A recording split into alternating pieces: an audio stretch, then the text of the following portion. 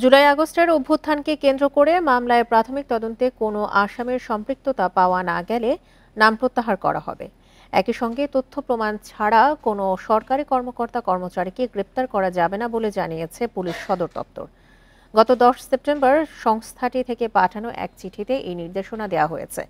পরে ডিআইজি মোহাম্মদ কামরুল আহসান সই করা চিঠিতে সারা দেশের প্রত্যেক থানার ভারপ্রাপ্ত কর্মকর্তাকে ফ্যাক্স করে দেওয়া হয়। ছাত্র আন্দোলনে সংঘাতে নিহতের ঘটনায় সাবেক প্রধানমন্ত্রী শেখ হাসিনা, এমপি, মন্ত্রী, পুলিশ প্রশাসন সহ সরকারি কর্মকর্তা ও সারা দেশের আওয়ামী লীগের নেতাকর্মীর নামে একের পর এক মামলা হচ্ছে। 3 শতাধিক মামলার অধিকাংশই হত্যা মামলা ও হত্যা চেষ্টা মামলা।